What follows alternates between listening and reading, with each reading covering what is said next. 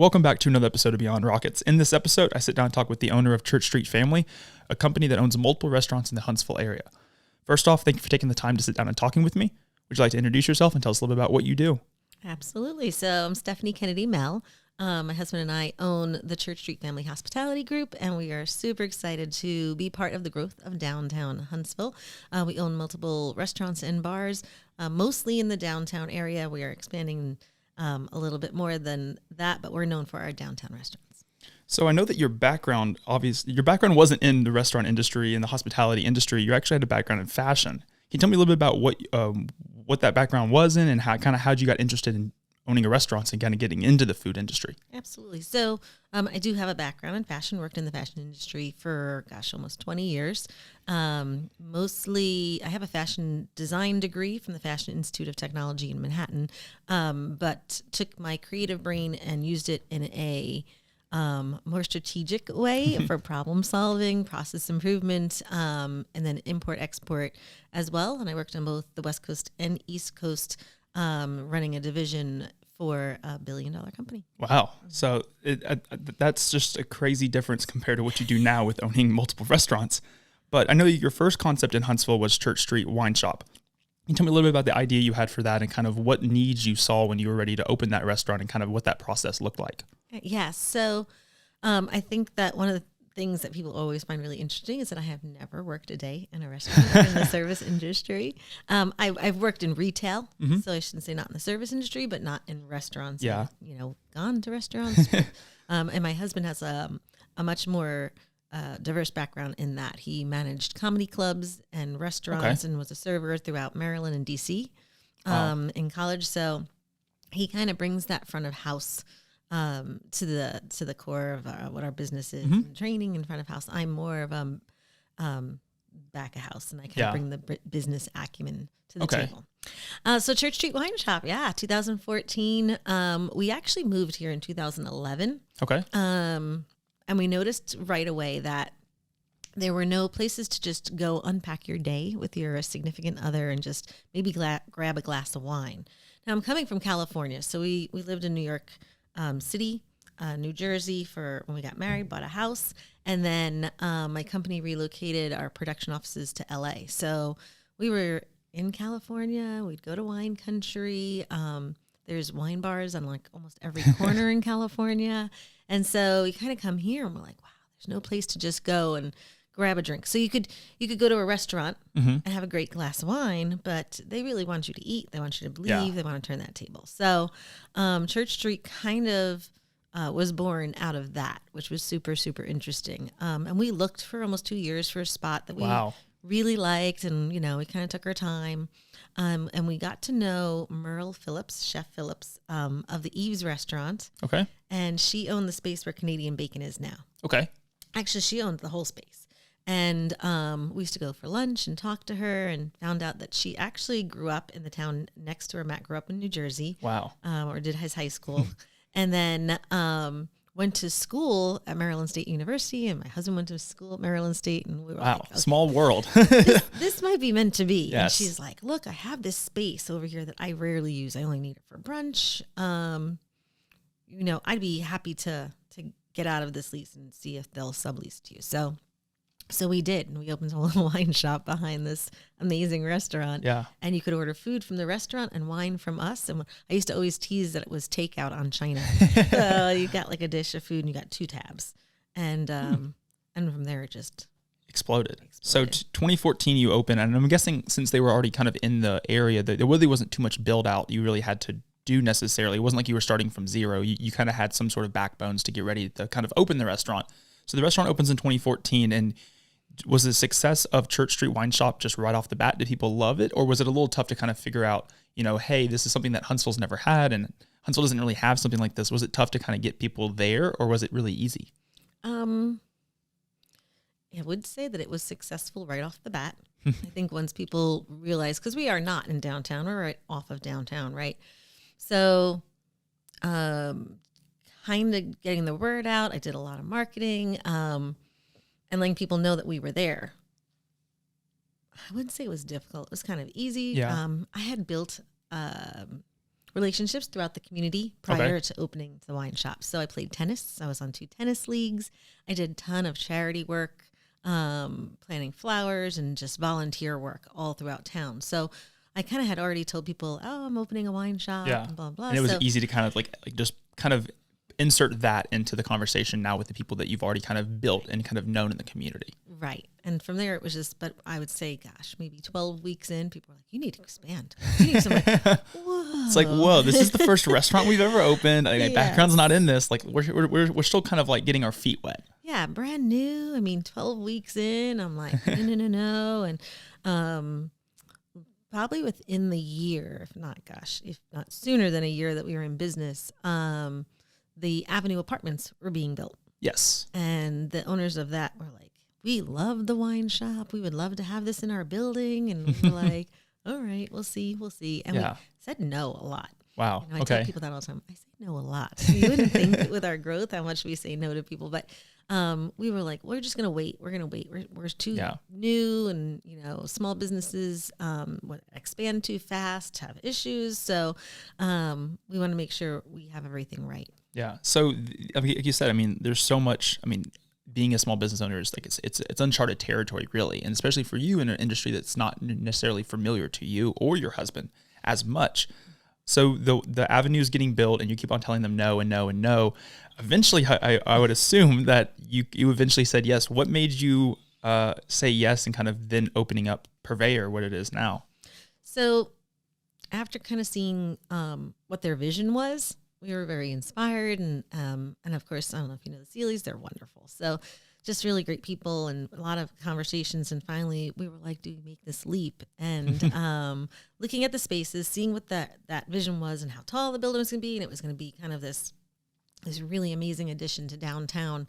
And our original thoughts were to open a bourbon bar that was very similar to Church Street as a wine bar. That would have been amazing. I would have loved that. And we were actually in a different space. We were where Zoom was supposed to be. Interesting. And so it was going to be kind of smaller. It has 2 doors. If you notice that Zoom has 2 doors, because we were going to do a retail store for wine as well. Okay. At the time, and cheese and stuff like that. So but yeah, it was always supposed to be maybe a little food, but mostly a bourbon bar. Interesting. Okay. And as we kind of told them about the concept, they were like, you need more outdoor space. And if you're here, then you're not going to have any outdoor tables. Yeah. What do you think about this space? And they kind of sold us on the space that we're in now. And it's much bigger than even Church Street Wine Shop is. I mean, it's a huge space. It is. Well, say Church Street Wine Shop's about, not including the kitchen, maybe 1,100 square feet. Okay. And I like to live in that tiny little square feet. And Purveyor's like a little over 2,000. Okay. So, so we look at that space and we're like, you know what, we can make this work. And we started already talking about being more food driven. Okay. But we are very bourbon driven at Purveyor. Yes. Spirits driven. So all the spirits that we serve at Purveyor are small batch, small distilleries, not well known. There is no Tito's. Yeah. There's I don't think there's Jack Daniels or anything. There's no makers. It's much more curated spirit list. Yes. And it was always supposed to be this really unique spirit experience. So, and I think it is. That was a lot of educating to the public. They couldn't not understand. Because it was like kind of like it was. I mean, we've had some nicer restaurants in town, but kind of having that selection that's more curated than what you would see at your local ABC store necessarily, or especially with having.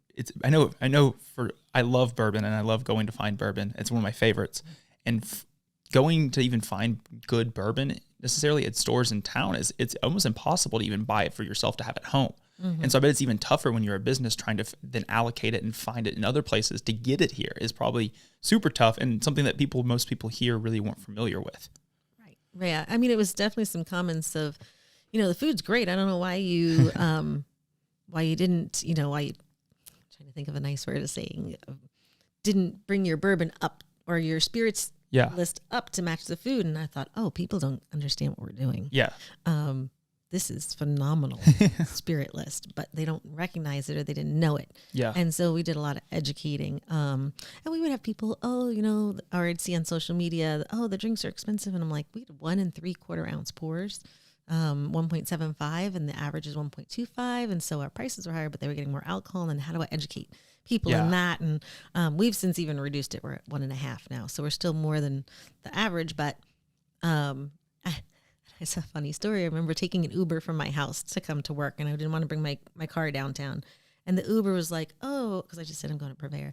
Oh, have you eaten there? And I'm like, yeah. And he's like, oh, I'm like, what do you know about this restaurant? So he starts telling me, like, talking about it. I'm like, okay. And then he's like, but I hear the drinks are really expensive. And I'm like, did you also hear that they pour 1 3/4 of alcohol in those drinks? And he's like, what? I'm like, there's a higher alcohol content in the drinks, and that's why the drinks are more expensive. And he's like, no, I didn't know that. I'm like, so you never know as a business person who is, advertising your business. For sure. Talking about your business. And educating them on it, kind of then like, oh, like I had no idea. Like now I understand. And now maybe they tell the next writer that's going to Purveyor, those drinks are a little more expensive, but you're getting more alcohol. And I'm thinking, oh my gosh, any little talk about it is helpful, and it also helps you on your end too when you're able just to kind of hear it and going, especially when people at that point didn't really know you as the face of it. Mm-hmm. And so you're able to kind of, you said, be in public and kind of hear these conversations that people are having and be like, hey, did you know? Yes. And then they're like, oh, I go over there all the time. And then like, by the way, I kind of own the place. And so just kind of like that, it's kind of a funny thing, but it allows you to kind of, like you said, educate and make the community aware of what's going on. Right. And I will say, I probably never say, but I own the place. I am a very incognito. And yes. Friends, and I eat at different restaurants. And someone will be like, oh, where are you girls going to next? And I'm like, oh, this restaurant Purveyor is great. Yeah. They make great cocktails. And they're like, oh, I've never been there. I'm like, you should try it. And I walk away. Yeah. So it's better that way. So, I mean, how does that process work though, as far as like, so they show you this new space that you're not really expecting to see there. And then you go from just wanting to do a bourbon bar to now kind of having more food and you're wanting to expand that. But then the vision of creating that atmosphere that you have at Purveyors, the logos, the names, how does that process work? So I think that's the fun part. I design all the restaurants and create all the, I work with my graphic designer to create the logos.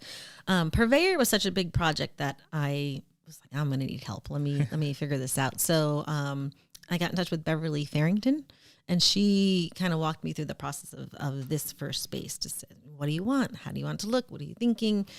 She would go to shows and lighting shows and home shows and send me pictures. And I'm like, I like this, I like that. So every restaurant has a concept. And for anyone who wants to open a restaurant, the number one thing if you're going to build a kitchen is you have to have your menu first, because your menu dictates how your kitchen is built. Yeah. And then, so once you kind of have an idea of what that is, I mean, you're already, before I design the logo, I know what my concept's going to be. So where Church Street was always mimicked after a Northern California tasting room. Mm-hmm. You're supposed to kind of walk in there. The bar was really put in to have you taste wine to perpetuate bottle sales. Okay. And so it's definitely more designed as if you were, hopefully you feel like you're in a Northern California tasting room. Purveyor Classic Industrial. The space was so raw and I loved it. And that was built and was opened in 2017. So it was really probably designed in like 16 or so. And industrial was not as big as it is today. And but I liked the idea of having an exposed ceiling and then exposed columns and stuff like that. And I always wanted it to be a bar atmosphere. Matt and I are not very formal people, mm-hmm. and I don't think that you have to dress in a suit and a tie and a dress to have good service and great food. I don't think those are mutually exclusive. I think that you should be able to walk in your long sleeve tee and jeans and have a killer steak and have your service, on point. And the atmosphere kind of, with an atmosphere like you envisioned for Purveyor to kind of hopefully embodies that, where like people don't feel like they have to do either. Like, yes, you can wear a suit, and like if that's what you're comfortable in, by all means. And you can feel really comfortable there. Yes. And, when going to the ballet or Black Jacket Symphony and you're all dressed up, you feel comfortable. But I also have people that do feel comfortable in t-shirt and jeans. And so Classic Industrial is the design. And if you look at the columns, it's kind of it's so on point because it's a exposed column. And then we have a wooden structure that's kind of built just over a part of it. That's very classic with a light. Yes. So it's a great juxtaposition. And then, we didn't want to be tablecloth. We didn't want to be linen tablecloth because that was a little too fine dining. And so how do I do a restaurant that has wooden tables, that are not tablecloth but still feel fine dining. And so we had our logo etched into each and every one of them, making that table feel very purposeful. Yes. Our servers are in button-down shirts but jeans. And so that every little piece of those, that puzzle is to really make you feel comfortable. And then I have the velvet, booths. So then all of a sudden you got a little back to classic. But the music itself even really plays a part at Purveyor. And it's kind of funny. People don't understand your vision. But yes, I'm playing today's hits and there's loud music. And it's, fun because you were always supposed to feel like you were in a bar just getting amazing service and eating amazing food. That was kind of the concept. And I think that's like, it's so interesting just to see the way your brain flows through creating that. And just like, I think that maybe the fashion background kind of definitely plays a huge role, because now instead of like designing clothes to be worn, you're designing a restaurant to be experienced. And it's a very similar kind of approach to it. And you can just see the way you're able to even just talking about it, just your love for doing that end of it. And so Purveyor opens 2017. Success probably in the area. I mean, the Avenue brought a huge influx of people to that area. I mean, the apartments themselves and the things that we do underneath. And so I assume the success of Purveyor was very similar to the success you had of Church Street Wine Shop. You were able to kind of talk about it through the grapevine of people you knew, people that got a Church Street Wine Shop. Hey, we're also opening up this concept over at the Avenue. You should check it out. And so was the success as you expected? Yeah, we had started a wine club by then at Church Street Wine Shop, which is close to 800 members today, which is a 5-course sit-down wine tasting with food pairing. And so I do my soft openings of all our restaurants with our wine club first. So I kind of have a little built-in, hey, come check this out. And then it was pretty successful quickly. In fact, I remember I used to hostess there when we work in all of our restaurants. And I had a doctor call, and I think he was in Birmingham, and he was trying to get a reservation on like a Thursday, and we were booked, 100% booked. And he just started screaming at me, and I was like, oh my gosh. And he's like, you're trying to tell me that I can't get a reservation on a Thursday in Huntsville, Alabama. I was like, well, just not at this restaurant, and he was like, yeah. And he's like, this is ridiculous. And that's crazy. Kind of when I knew, like, oh, this is an anomaly. This is something going on. Yeah. And then and I was like, oh man. Do you think that you're living in New York and living in LA, kind of the food culture and the food scene there is much more developed than Huntsville was prior to you coming? Huntsville didn't have very many different options, and you've been able to kind of add a lot of different options to the community. Do you think that vision and what you've been able to see in other cities, traveling and stuff like that, kind of influences a lot of what you're able to do and accomplish with restaurants here in Huntsville? Definitely. I think that I just have an eye for what's missing, what's the next niche. I always tease that I build restaurants that I want to go to and then never have time to actually go to them. But I think, that's even where our Italian concept kind of came from every time we would leave Alabama, whether we were going to New York or Europe, wherever. I'm like, oh, let's go eat Italian. Oh, let's go eat Italian. And my husband's like, oh my God, let's just open an Italian restaurant so you stop needing Italian every time we leave. And I'm like, okay. I already have the vision. I already have the design in my head. Let's go. I had the name. It was all good. So was Mazzaro's the next concept you were able to open up after Purveyor? Poorhouse was the next. Okay. And then Mazzaro's was close right next. So both Mazzaro's and Poorhouse, when they opened, were at Stovehouse. Now Mazzaro's has now moved locations. Right. But how does that? So I think most people, after one successful restaurant, they would say, okay, I'm okay. Like, I'll stay in this one. You're like, okay, I'll do another one. And then you have two successful restaurants. You're like, okay. Like most people be like, okay, like I think I'm okay. Like I don't want to risk it. You're like, now let's open two more. And so was all of those just from just like you seeing the need in the community, or was there's opportunities that people were coming to you and saying, hey, would you be interested in opening up something here? And how did that process work for Poorhouse and Mazzaro's? So I think there has to be an excitement level of the opportunity. And so each of our restaurants are not only that they are unique, they're in unique spaces. Mm-hmm. And so when Stovehouse was kind of presented to us, we're like, wow, this is a unique space. And we could see the vision and say, okay. And I love that the area was, not yet developed. Yes. And I'm kind of a long range planning kind of thinker. I love to think 5 years from now. And And I always say my husband's a in the moment thinker. And it's a really good combination, combination of someone who's like, okay, I know you want that, but this is where we are right now. And I'm like, okay, fine. And sometimes I'm like, I know you're right here, but you know, we need a bigger air conditioner, or we need a bigger of this because I want to be over here. So it's just a perfect pair of people who do have completely different skill sets that just work really well together. So, you know, looking over at Stovehouse and just kind of seeing what that concept was, it was super interesting. And we just kind of liked the project.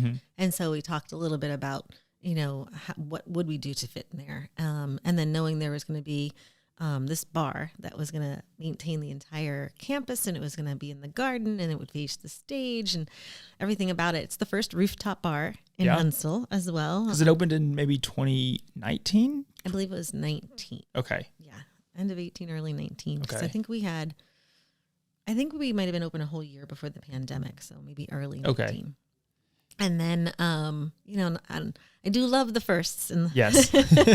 so, you know, the whole rooftop was really intriguing. Yes. And that whole area is exploding now. And it was a lot of something that no one's really, like that area was a first of its kind, really. I mean, now we're starting to see other developments very similar to that happening, but at its time, it was like, how is this all going to work for these restaurants to be in a community with each other, but also separate from each other, but also now kind of acting in this one space together. And so you were able to kind of see, okay, the vision for the Poorhouse and the Mazzaro's. And so Poorhouse is still located over at Stovehouse, but Mazzaro's has changed locations. And one thing that you mentioned when you're talking about just the location itself playing a huge role in kind of the experience people have, I think Mazzaro's is an incredible experience now. Tell me a little bit about getting the location you have for Mazzaro's over on Gates and how that works. So, I would say we are very, very good listeners. And so I talk to my public all the time. And I just kept hearing over and over. And of course, you have reviews and over. They loved Mazzaro's, loved it, but they didn't want to eat it at a picnic table in a to-go container. Yeah. It was too good. It was too special, and the food was so great. And I really want to sit at a table. So we heard that, you know, time and time again. And we do customer service really, really well. And we do, you know, I wouldn't say necessarily fine dining, but really good dining. Very, very well. And at Stovehouse, that's very fast casual. Yes. And we hadn't done fast casual, although every concept I open is so different from the next I have to learn from scratch anyway. But I was like, this might not be our wheelhouse. Yeah. I don't want to just throw food at people. I just want to be like, take it and go. We're used to having conversations, you know, and doing service. So it was really interesting. There's another vendor in the space that was interested in renting another space, and they do fast casual very well. That's what they do. And they had a space downtown, and it was mostly beer, and we also do alcohol really well. You know, so wine, beer, all of that. And a really funny, crazy passing each other, walking by, saying, you know, you should take my space downtown. Well, you should take my space here. We should do something because we know what we are really good at. And these locations kind of lend ourselves to our skills. Yes. And we've kind of tried something. It didn't work, but what if we swapped? And I think there was a whole article on AL.com about the swap. Yeah. It went from a passing comment to a, hey, are you serious? To literally sitting down with landlords and, you know, swapping leases, killing a lease, signing a lease, all in one foul swoop. And it was amazing. So that's crazy of just how like that probably, like, I mean, it sounded pretty quickly. I don't know if it was quickly when it happened or if it was. Yeah, it was like 2 weeks. Wow. It was like quick. Like, it was like as soon as you like the initial conversation was kind of brought up, you're like, yes. Sign, switched over. And so the location was the location at Gates right now that Mazzaro's is at, was that sort of all ready for you, or what did it look like? So at the time, we took Mazzaro's and we said, okay, we're going to wait with this concept. I know it's a great concept. I know it's going to work, but I haven't figured out exactly where yet. And I like the universe to tell me these things. So I'm like, I'm going to wait because I think this conversation was very like kismet. And now nothing gets rushed, right? So I'm like, okay. So I put my little concept on a shelf over here, and we took over the space that is now Sea Salt Urban Oyster Bar. Yes. And so we kind of walked into a self-serve drinkery, and we were like, this is pretty cool. And again, just start listening. Yeah. And I had so many people come in, and they were like, I don't want to pour myself my own beer. Will you pour me a beer? And I'm like, yes, but if you use that bracelet, and you pour yourself a beer, it could be $4, it could be $5. If I pour you a beer, it's $6 flat rate. I have an employee and I have to pay, all the things that come with that. And they were like, that's fine. Okay. So I started telling Matt, look, people don't want to pour themselves their own beer. They want to grab a beer and go. They want to go walk downtown. There's the art walk or food truck rallies. They want to grab their drink and go. And we had created an Asian style menu for that, which really went well with the beer at the time. But then I kind of talked him into let's step back and see what does this business need. And you do have to live in a business. And I always tease that my restaurants are like my children and they're all going to eventually take on a personality of their own. And then once they do, then nourish that. Yeah. And let them be what they're supposed to be. Because the self-serve pouring that you did was right in the midst of COVID too.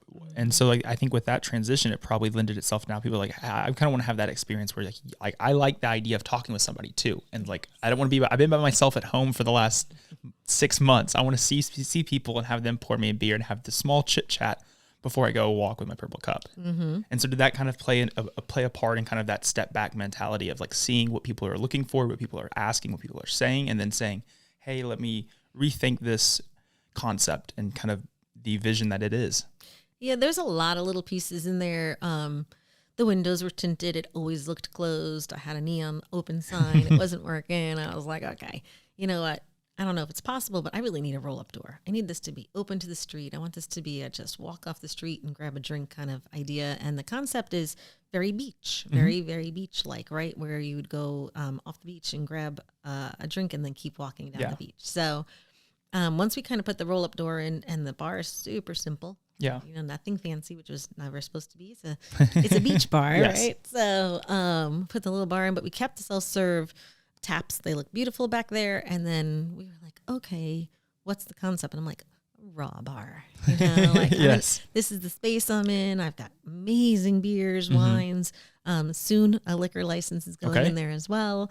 And we just started doing oysters. And I think we sold 1,000 oysters in the first weekend. Wow. I couldn't keep the oysters. And that's something that, like you said, these concepts are all very different. They're all kind of, like you said, you're able to encompass their own self, and kind of as they nourish and become what they have been, as Purveyor's been around for 5 years now or so, you're able to kind of let it, okay, you see with the vision, but then with the sea and salt, I mean, it's something that Huntsville didn't really have, and the success was probably just as quickly as all these other concepts. So was that in 2020? 2020 was the sea and salt. Okay. And so with sea and salt, you have 4 other concepts, I guess, at that point. So at that point, we had Church Street Purveyor and Poorhouse. Mazara's we kind of put over on here on a shelf for a minute, and then sea salt was our fourth. Okay. Yes. And so that's in 2020. You have the 4 concepts. Well, actually, we opened Catacomb in 2020 as well. 2020, okay. And so those were kind of simultaneous. Yes, and so Catacomb, I loved the secrecy that Catacomb had when it first opened. And I think it still has that secrecy. But when it first came out, it was I remember the conversations I had with people about it, and I'm just scourging, trying to figure out how do I get a reservation? How do I find, okay, you go to Purveyor, but I don't want to go to, okay, no, I want to go. How do I do this? And it was such a cool experience to tell people about, one, and to go for myself for the first time. And it was after I went, I was like, here's how you do it. There's a secret call box. It was so much fun. And how did that idea for Catacombs kind of come about, when most people would be not having curb appeal and not being seen is a really downfall, especially in downtown. And we still have no social media pages. Yes. There's no Insta. I do have an Insta I haven't turned on, and I've been teasing about, we have a concept of turning on Instagram, but when you see what we post, you'll be like, oh, super interesting. So wait for that, because we want to keep it secret. Yes. But I need to be able to communicate with the public a little better, and doing it through Purveyor was really hard. So to this day, we still have no social media. Somebody did a TikTok and put it out there. And I don't know if I did it. Someone else. Yes, I've seen a TikTok about it. Apparently, I have gotten calls. I'm booked solid for the next 3 weekends straight right now. Whew. It actually ended up causing a system glitch at tableagent.com, and it opened up all the reservations, and I had 100 the other, and I had to call everybody. Oh, Wow. I was like, I'm so sorry. You don't actually have a reservation. And yes. It just opened it up and said you did, but you actually don't. And they were like, Ooh. I was really surprised I was able to get one. I'm like, yeah, It doesn't. It's tiny. Like, yes. And so you opened both concepts. Catacomb probably had a huge build out process too. And how did the design of that kind of happen? So, Catacomb, that design concept where like sea salt is 30A, right? Yeah, that's what for sea sure. salt is. That's your whole, like, you go in there and you got like the fan blowing because I have to have a little air curtain and beachy music, and it smells like seafood, and it's just a really takes you away kind of space. Catacomb, my mentality behind that was unearthed. That was my design concept. Okay. So I really wanted it to feel like we broke a hole in a wall and just found this bar sitting here since the 40s. And I feel like it definitely has that vibe. Definitely does. I always start with the inspiration picture that I find online and then kind of work towards what can I do, what can I afford, and then what can I buy. We actually got our CO, our certificate of occupancy, on the day of the shutdown. Wow. So it literally did open in a pandemic. And so I did wine club down there virtually. Okay. So when we went to lockdown, we still did a wine club. You just bought your wine ahead of time. Okay. So you had to buy a minimum of 2 bottles, but there was 5. And then we made food and you just picked it up to go.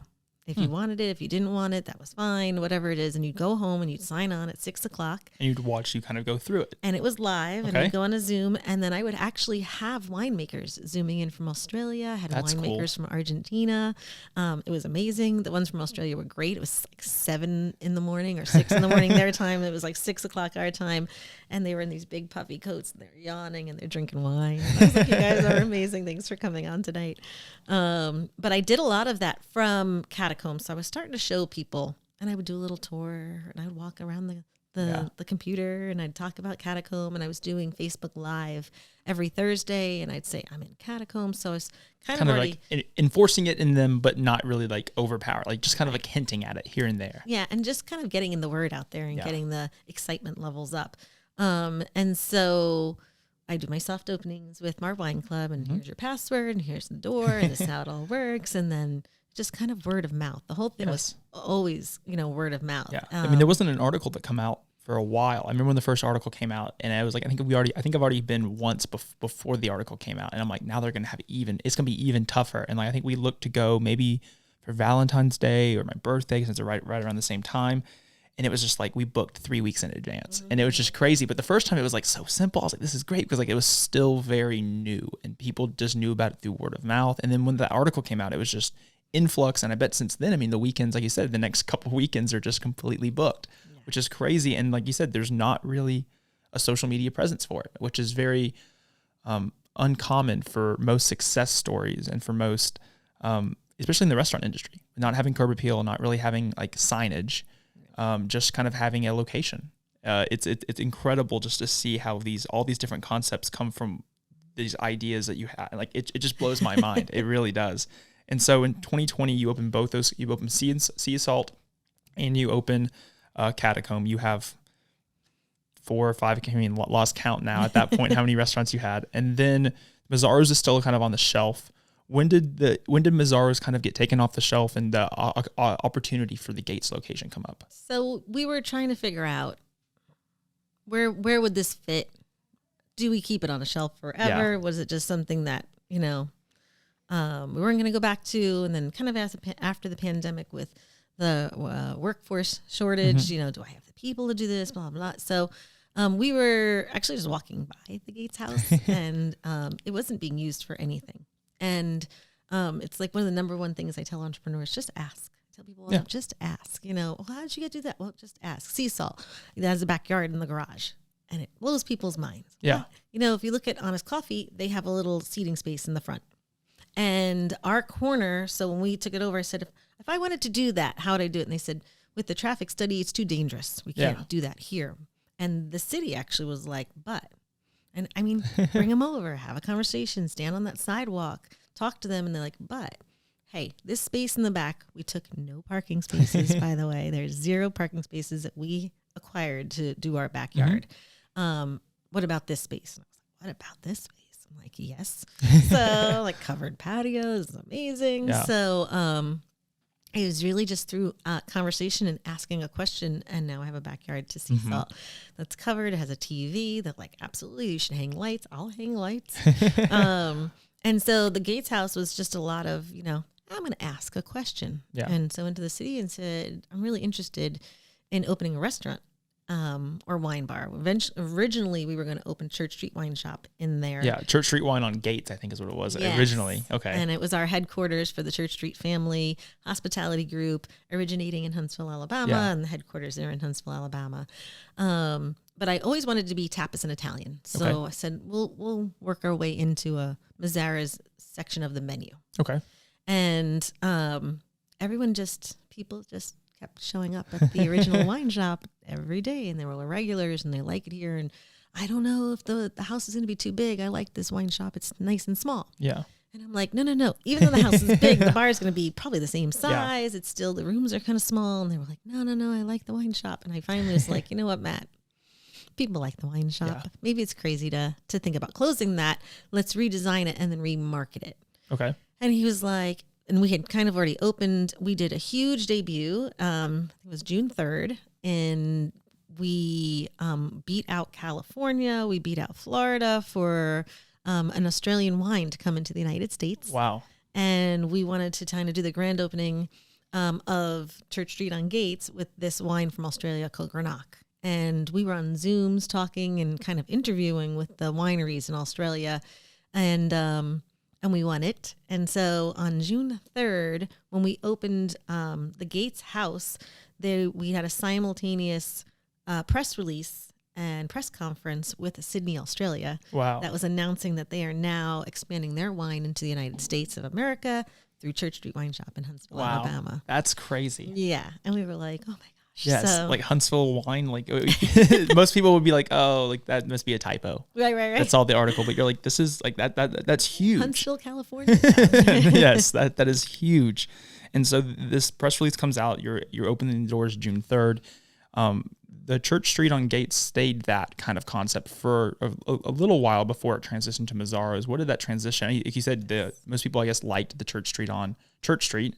And so was that kind of the ultimate reasoning behind changing it? Or Well, we started adding a little Italian tapas here and there, and people were like, Italian food? I'm like, oh my God, this would be the most amazing Italian restaurant. Yes. And I said, well, if we're not going to close that, and people are already enjoying this, I said, it's going to be rough because I had, changed a Facebook page and I changed my Google page. I made every marketing, all the changes, errors in the world that I could possibly make mistakes. If it was, I could write a book on what not to do. And I should have just created a new one. And there were so many things I should have did. But if I had created at Church Street on Gates, then I could have just changed it to Mazzara's, but I changed all of Church Street. So if Church Street was closed on Monday, Mazzara's was closed on Monday because they shared information. Oh my God, it was a mess. So once I really realized people really, really wanted Italian and I was keeping the wine shop open, I kind of made the hard cut right then and there and said, okay, this is what we're going to do. And you'll notice it's so hard to get signage made. My awning in Providence is going to take like 6 weeks. So it still says Church Street on Gates on the house. But the menus have changed over and stuff. So we're working on that. We started doing Italian, my family's recipes. So the name Mazzara's is my grandparents' name. And all the recipes are family recipes. And I work with our chefs. I have a chef that consults with us out of New York City. And so I talked to him about some family recipes. Wow. And then every once in a while I'll be like, we got to put meatballs on the menu. And they're like, just give me a recipe. And I'm like texting my mom and she's like, here you go. And it goes into the kitchen. That's and awesome. Meatballs are made. That's super cool. I think since Mazzaro's has been there, I think I've been maybe twice or 3 times. We love it. My wife's grandparents, I think one week went there 3 or 4 times in a week. They absolutely love it. And he's it's his favorite Italian restaurant. And he loves it. And we go with them. It always comes up we're like, where should we go eat? And they're like, Mazzaro's. And then so we go. And so it's always a great, and I feel like you said, the success, you use the grapevine throughout all the different restaurants to kind of help push, but then the community itself has kind of been a huge help in kind of making these restaurants start from zero to be really successful and kind of have that following that you need. Like you said, the the restaurant industry and the food industry is a very tough industry. And I don't think COVID definitely didn't help that. It was tough before, COVID made it worse, and it's still going to be tough moving forward. But now you're kind of also dealing with some construction at that area. Looking out for the patio, it's not a parking garage anymore. You kind of have some dirt. Has the construction hindered the success, or has it continued to have people find parking and make it there? We've lived through so much construction on Church Street for, maybe 3 years. And we kind of taught our clientele, look, our wine club is an annual fee, so it's paid for. But we sent out maps and we were like, here's how you get around the construction and the road's closed today, but this is what you do. And they did it. They were like, I want to go to wine club. I want to go to the wine shop. I'll make it no matter what. Figure it out. And I think Mazzara's, and actually couldn't have come at a better time. It's not like we didn't know it was coming before we took over the house. But it's warm now, so people can park a little further away and walk. Yeah. I mean, I think I'm going to say this. I can't even believe it. Not one complaint about parking. I complain about parking more than anybody. I'm like, oh my gosh, I had to park down the block today. Yes. But no, I mean, people are starting to realize that, A, we're going to get a parking garage across the street. And B, we are a city that is growing. And so we have to live through the growing pains to get there. And so I know we have lived through construction before and our customer base has, and I really haven't gotten a ton of complaints. There is a parking garage across the street next to the AT&T building. So that's being utilized. And, is what it is. Yeah. I mean, I think with new things coming in the growth, like you said, of Huntsville, I mean, there's bound to be something like that happens. But I think right now is like one of the perfect times, especially with COVID exiting, and you're able to kind of more and more people are coming out. I mean, downtown has been packed. I mean, we go downtown pretty often, and there's so many people out and about that are finding new restaurants and finding new places that you probably have people that are visiting some of your concepts that have never even knew you were there. Yeah. And is that? I feel like that's exciting on one end because you're having a new customer, but also is the marketing not good enough that I haven't been able to reach them already? And so how much of that connection do people get when they go to one of your concepts about the other concepts? And it's you visited Purveyor for the first time. Oh, it's my first time here. Well, we also have other concepts such as, is that something that you kind of employ your customers to talk about with people? Yes. So we tell them that all the time, and we have a manager meeting once a week where I'm giving even marketing, saying, okay, hey, we got this big event going on, and our customer base expects that if they go into Purveyor, they know what's going on at Church Street or at Sea Salt. If you go into Sea Salt, do you know what's going on at Catacomb? They expect our employees to know everything that's going on. So I'm always typing up these marketing sheets that they can have in the back and be like, oh yeah. Because when they say, I don't know, that just isn't, we are one company. But I will say majority of the people have no idea that all the concepts are owned by us. Yeah. People I know, even they're like, wait, Sea Salt is you? Oh, wait, Catacomb is you? I'm like, yeah. Yeah. So it's not super out there, and that's fine as well. I've thought about putting a little something on the doors to say a Church Street family business. Yeah. I haven't decided if I'm going to do that yet because I kind of like the idea of people not realizing all these are kind of under one umbrella. Right. And we're talking now with our employees to say, hey, somebody walks in and say, welcome to. I want, no matter what concept you walk into, welcome to Sea Salt, welcome to Church Street, welcome to Purveyor, some kind of consistency that they're oh man, every time I walk in that place, they're always so friendly. They say hi, you know what I mean? And then kind of almost unconsciously realize, these are all the same restaurant. Yeah, I always get treated the same in all these restaurants. So you have Church Street Wine Shop, you have Sea Salt, you have Catacombs, you have Purveyor, you have Mazzaro's, you have Poorhouse. That's a huge portfolio of restaurants, and most people couldn't even imagine to have that many. But you're not done yet. There's still more concepts and more things that you're working on right now, and probably will be more concepts you do in the future. But two I know that you're working on right now that I kind of want to talk a little bit about is Famous Eleanors, which I believe is coming over at the Rocket Republic near Furniture Factory. And then you have a concept coming out at Providence, which I read, I believe is similar to your Church Street Wine Shop concept. Can you tell me a little bit about those two and kind of the process of designing and creating those? Absolutely. And just backtrack a little, so kind of staying in that whole design. So we have been really, really good at creating an immersion experience in our restaurants, and that is my ultimate goal going forward as well. So when you walk into Purveyor, people are like, I feel like I'm in Chicago or DC. I'm like, okay, that's cool. If they go to Sea Salt, like we said, you feel like you're at the beach. And when you kind of go into Mazzaras, I get a lot of Charleston, South Carolina. I get a lot of Savannah, a little bit of New Orleans and stuff. So, of course, Catacomb is my most immersive experience, which is amazing. And so, so very customer service driven and immersion experience, because you can really eat anywhere you want. Yeah. You know, so why eat or drink with us? I think Providence is super exciting. It's another one of those, like, what they're doing out there and the growth. And Yes. I think we always thought we would eventually look out there. And we kind of, you can walk to every one of our restaurants. Yes. Every single one of them Which is within. an amazing experience, Yeah. which kind of adds to that immersion experience. I mean, you're able to experience downtown while experiencing and being involved with all these different concepts. Yeah. So it was a bit of a, oh my gosh, we're going to have to get in the front and drive. Because, I mean, Poorhouse, you do have to drive to, but it's still 3 minutes away. And I tell my managers and employees all the time, we are 5 minutes from anywhere. I don't care what you're doing. You just call. We are always 5 minutes away from one of our restaurants. Now we're like 25 minutes away from Providence. But the community is already huge supporters of Church Street Wine Shop, and they come out all the time. They're members of my wine club, and they've just been like, you should come out here. And so we're really excited. It is going to be called Church Street Wine Bar and Bottle Shop, just like the one downtown is. It'll just be like Providence as opposed to downtown. So the space is beautiful and it's big. We'll have bottles there. Of course, we're going to have lunch service as well as dinner service, so you can get food, and then we'll have beer. Previous to us, it was just a bottle shop, and they would do dinners and tastings and stuff. But we are going to be kind of a full forward bar. Okay. Wine and beer, and we do support the local art and artists in our town. So at Wine Shop, we have artists that go on the wall. They stay up for 3 months. They do a little show. They do a charity event that is going to be carried on in Providence as well. We have an artist up there right now, and we have outside tables. We'll have live music. Which I've just been adding live music to all of our concepts as well. And so we'll have live music out there, but the community has been so welcoming. They're super fun.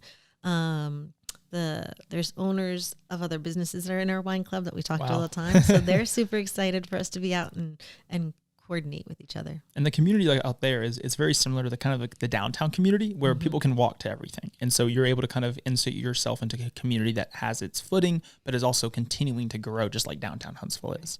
And so that's super exciting. I mean, like I said, I feel like you talk so lightly about opening these new concepts, but I feel like at the moment it was probably a lot tougher than the way you make it sound now.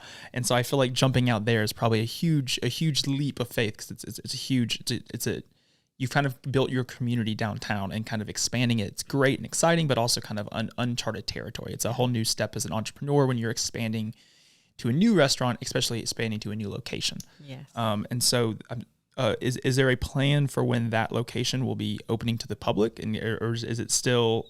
May 3rd it'll be our friends and family soft opening, and then May 4th to the Providence community, and then we'll have our wine club soft openings. Our wine club usually gets to everything first, like first. So that whole first week of May will be little soft openings and pop-ups and stuff like that.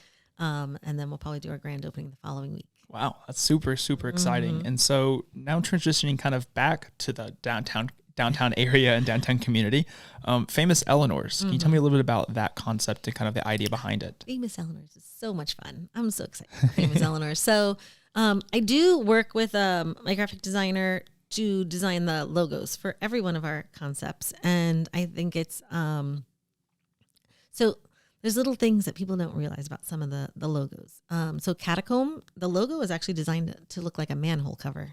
Huh. And so people just think it's this kind of geometric, great little circle, but it's actually because we're underground. That's cool. And it's super cool. And it won at the Addies, not only first place, it won Best in Show. Wow. From the Advertising Awards, as it should, because it's a beautiful logo. And Sea Salt, which is a name that kind of came from walking down a potato chip aisle and thinking from a marketing perspective, how do I not name my restaurant Sea Salt when people are going to be like shopping and think, oh my gosh, as I'm buying a bag of chips, I have to go get oysters. Yes. So coming up with that logo with the T being the anchor, because I always like to have one iconic visual for each of my logos, was super fun. And that actually just won a silver award at the Addy. So that's super exciting. So the logos are, I mean, graphically wise, they're gorgeous and amazing, but they really speak to the concept as well. So I thought, I'm never going to love a logo more than I love sea salt. I am so in love with that logo. And then Eleanor was born. So famous Eleanors is probably one of my favorite logos. And I'm excited for that to be submitted to the Addies in the new year because I think it's phenomenal. So, all right. So at Rocket Republic Brewery, which is pretty masculinely designed and, from the decor to some of the art. And Warren, who's wonderful, he owns Rock Republic. He's in our wine club. I say that a lot, I know, but it's true. There's a lot of people. Yes. And we've talked for a couple of years, and we were in the search for a catering kitchen because our catering has gone kind of, I just keep getting asked, and I used to stick to about 3 a month. So I didn't overwhelm my kitchens, but the need is growing so much that I said, if I'm going to do this, I really need a catering kitchen, hire a catering chef and all this great stuff. So it's just kind of, again, kind of what you put out in the universe, you get back. And so I kind of put out, this is what I need. And I get a phone call, hey, I have a kitchen. And I'm like, yes, perfect. Of course you do. I just asked for one. Yes. So we'll be doing catering out of Eleanor's, but we will be doing all the food for Rocket Republic dinners as well. Okay. So if I'm going to be in this space, it's kind of masculine and thinking about rockets being kind of phallic and stuff, I was like, how do I feminize this? So there's a little bit of femininity in all of our, not overwhelming, not in your face, but if you pay attention in each of our, there's a lot of details in each of our locations. And you'll notice that like in the drink menu at Purveyor are named after industrial women a lot of the times. And if you go to Catacomb, I have, speakeasies were historically a male-dominated space. Women didn't go out. And so there's little things like I have a painting of a woman who oversees Catacomb. She's like my madam. But there is a huge painting in one of the alcoves that I bought that is a reproduction of a painting painted in the 1800s by Weil. And it's a famous painting of sea nymphs that lure men in and then kill them. Interesting. So there's all these little these nuances that people wouldn't really know unless you kind of just really pay attention to what you've been able to do. That's just that's crazy. It's a beautiful painting, and it matches the walls. And it fits the decor really well. Yeah, but it's really my little this is not a male dominated space. We will kill you. And it's just sitting there in the corner, so pretty. So Eleanor's, I thought, okay, well, and I said to Warren, I'm like, I'm going to come up with a really fun logo that's kind of a little more feminine. So it kind of started with my husband's grandmother's name is Eleanor. Okay. And so I always knew I wanted to open a restaurant named Eleanor's, but I really was thinking in the back of my head, I'm not opening another restaurant after this. So this is my time. And I said to him, I'm like, and Matt doesn't know the names of the restaurants or the design until I present it to him as well. And so I started kind of working on this, and we went from brilliant Eleanors to famous Eleanors, and then I said, okay, this is what I want to do. I Googled famous Eleanors in space travel, rocket science, and air. And oh my gosh, this huge list of Eleanors popped up, and I was like, oh, all right, this is it. This is it.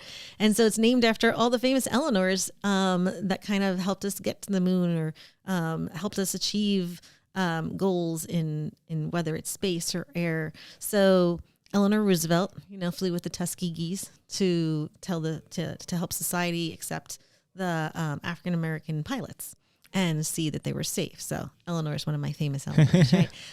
Eleanor Heflin, Eleanor Faulkner. I think Faulkner was the one that made the spacesuits for Apollo 11. Wow. And they had to be 1/64th of an inch for each stitch. And she did them by hand, and she was just a seamstress, and they just kind of picked her and said, this is what I want you to do. And she got us, there. And then Heflin has a huge space background in NASA.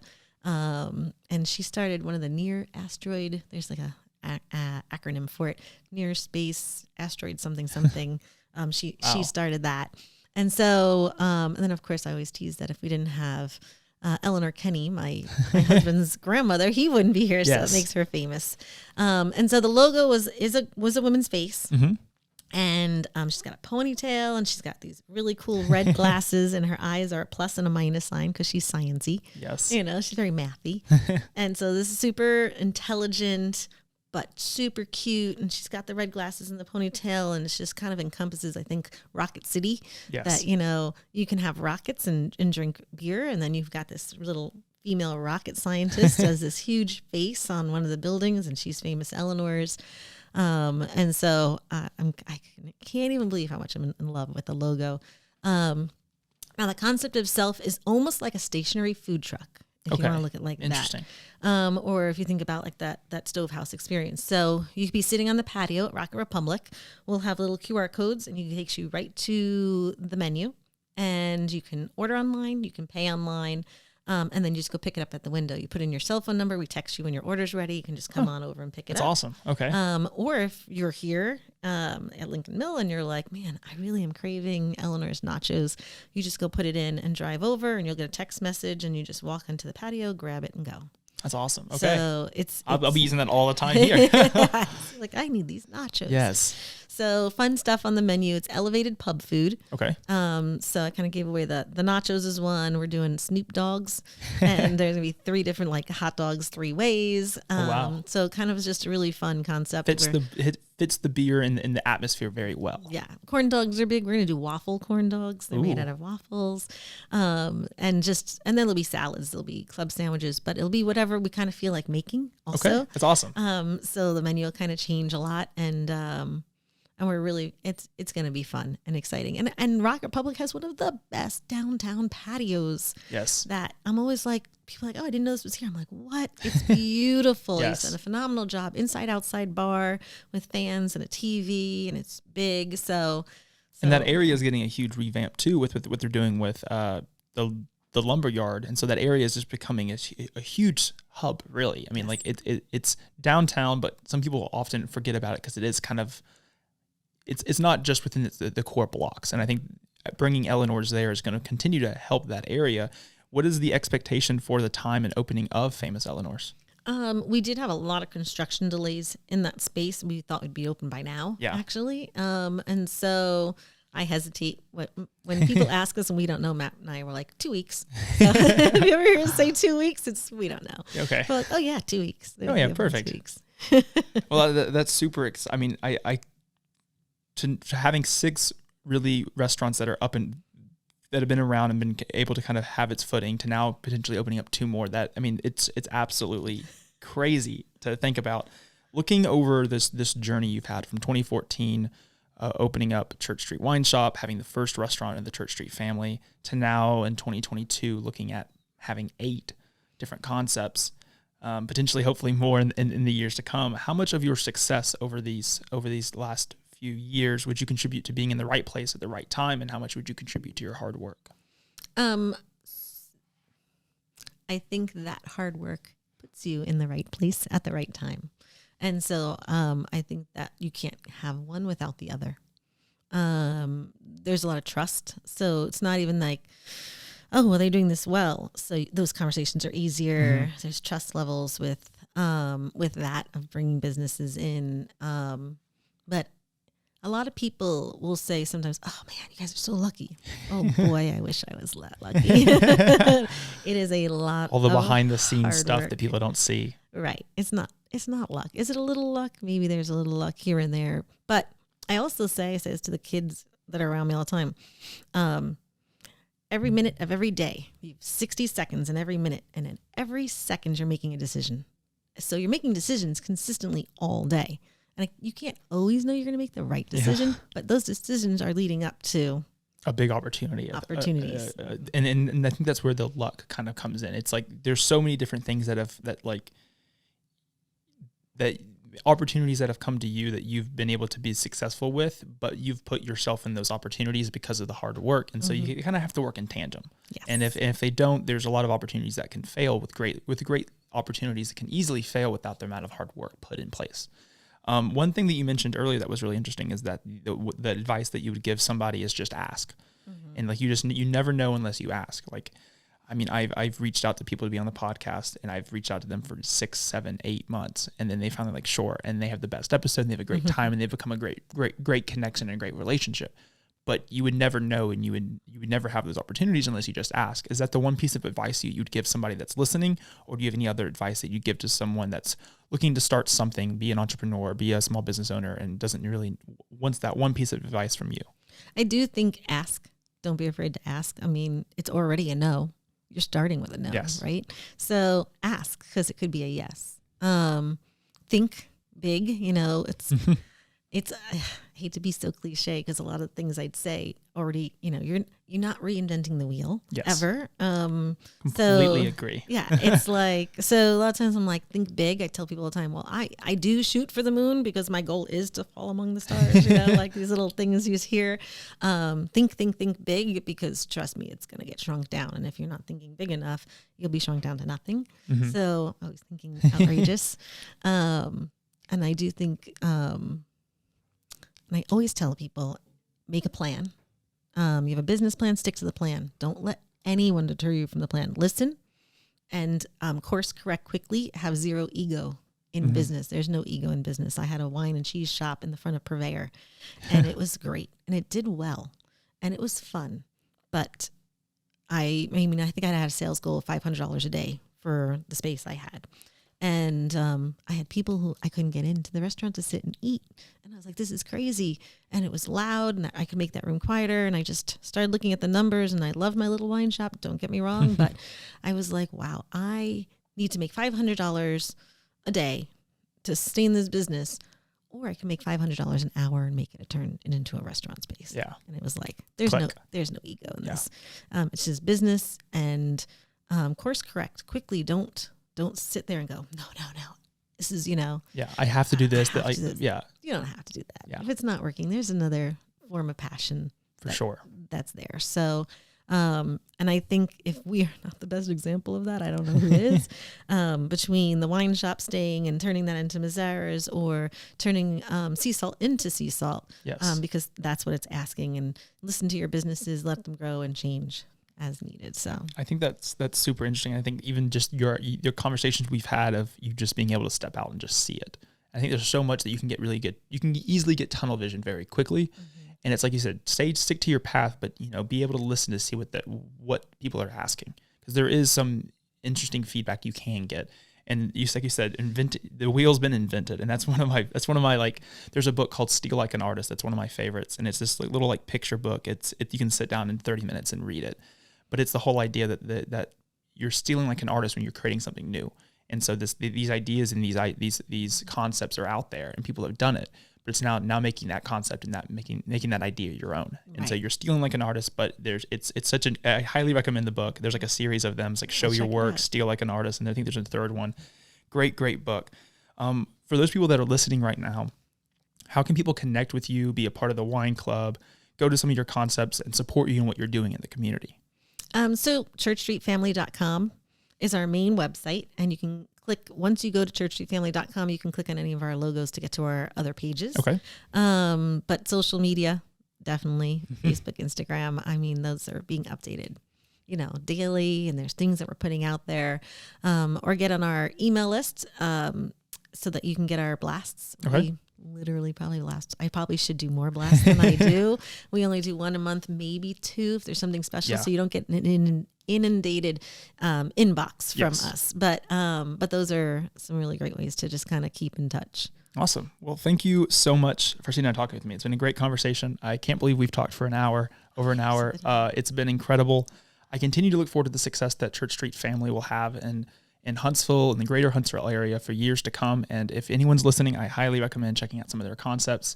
Hopefully the stories you've heard of the concepts, the designs for these concepts, and just the passion that she has for these concepts, and kind of pushes you to try these concepts. So I thank you again for sitting down and talking with me. Thank you. And I wish you the best. Awesome. Thank you.